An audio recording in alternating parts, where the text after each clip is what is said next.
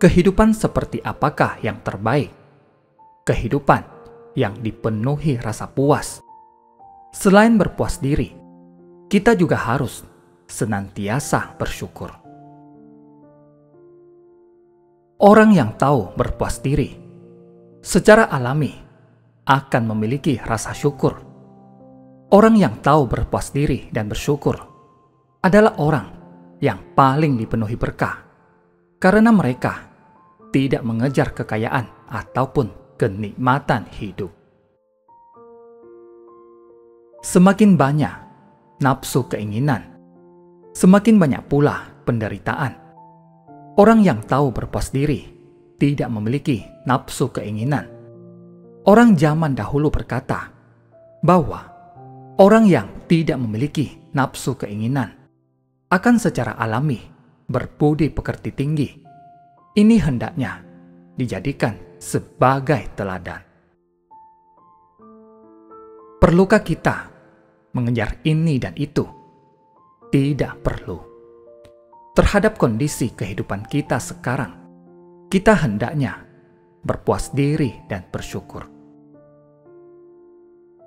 Dengan bersyukur kepada alam, semua orang, semua makhluk hidup, dan segala sesuatu dalam kehidupannya, seseorang akan merasa tenang, damai, dan bahagia.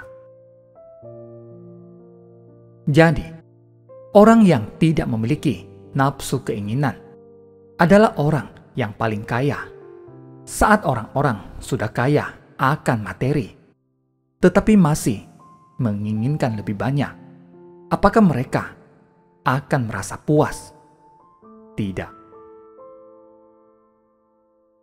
Demikianlah kehidupan mereka. Apakah kekayaan materi membawa kebahagiaan bagi mereka? Tidak.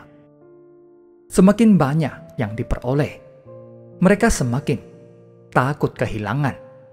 Mereka selamanya tidak akan merasa puas. Jadi, banyaknya nafsu keinginan membuat orang merasa tidak puas.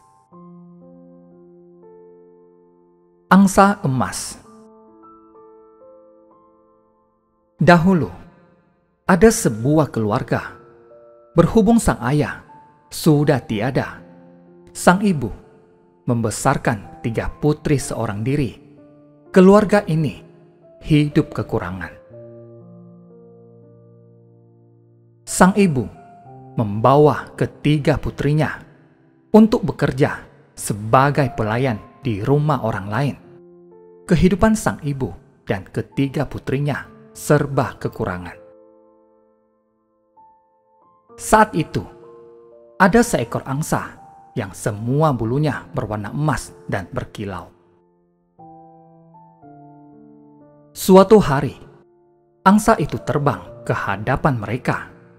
Ia berkata kepada ketiga gadis itu, "Di kehidupan lampau, aku adalah ayah kalian. Aku tahu bahwa ibu kalian bersusah payah untuk membesarkan kalian. Kalian dapat mencabut beberapa helai bulu dari tubuhku, lalu menjualnya untuk kebutuhan hidup kalian.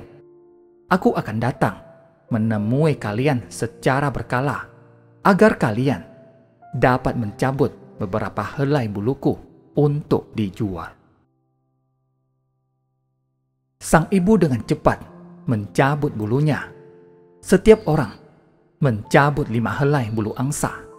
Sang ibu lalu mengikatnya menjadi satu dan menjualnya. Hasil penjualan bulu angsa itu lebih dari cukup untuk kebutuhan mereka. Angsa itu datang setiap 3 hingga 5 hari sekali agar mereka dapat mencabut seikat bulu angsa emas. Karena itu, kehidupan mereka sangat stabil. Namun, suatu hari, sang ibu berkata pada ketiga putrinya, "Manusia saja tidak dapat diandalkan. apalagi angsa emas ini.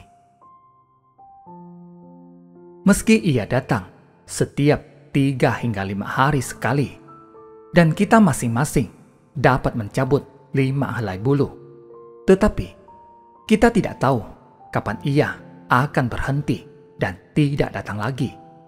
Jika ia datang lagi, kita cabut semua bulunya saja, agar kita dapat memiliki lebih banyak tabungan.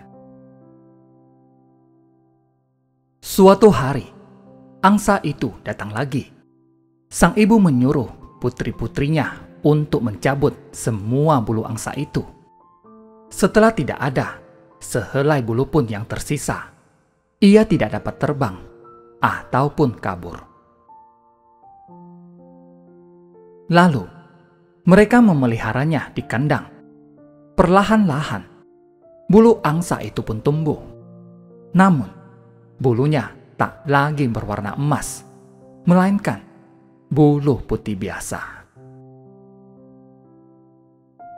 Berapa banyak materi yang bisa kita miliki di dunia, itu di luar kendali kita.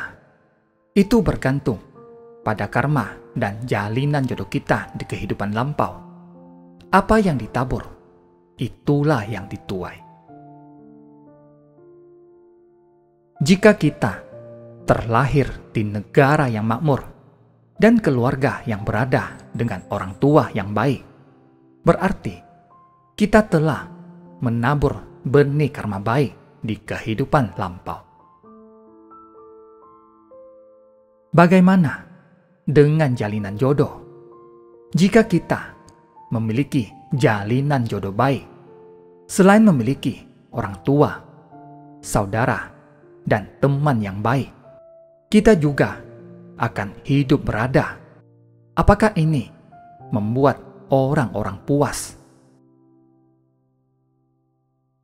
Manusia memiliki banyak tabiat buruk.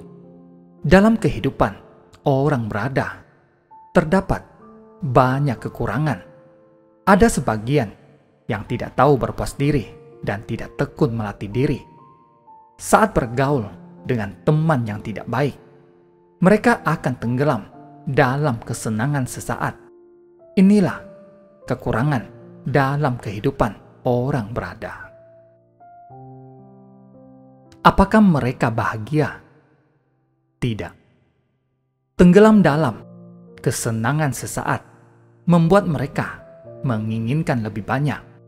Mereka sungguh tidak bahagia. Mereka hidup berada karena karma dan jalinan jodoh di kehidupan lampau, tetapi tidak tahu untuk menggenggam kesempatan guna mendalami prinsip kebenaran dan mengerahkan kekuatan untuk bersumbangsi. Ini sungguh disayangkan. Mereka tidak tahu untuk bersumbangsi, hanya terus mengejar ini dan itu. Saudara sekalian, apa pengaruh batin yang miskin atau batin yang kaya bagi kehidupan kita? Batin yang kaya membuat kita merasa bahagia dan bersedia bersumbangsi bagi dunia. Sedangkan batin yang miskin membuat kita khawatir akan memperoleh dan kehilangan. Inilah prinsip kebenaran yang diajarkan oleh Buddha pada kita. Kita harus memahaminya secara tuntas. Dengan wawasan yang luas, kita dapat menciptakan berkah bagi orang banyak. Ada orang yang kekurangan materi, tetapi kaya batinnya. Ada pula orang yang kaya secara materi, tetapi miskin batinnya. Kita hendaknya memahami bahwa hati adalah pelopor segalanya. Terima kasih, semoga bermanfaat.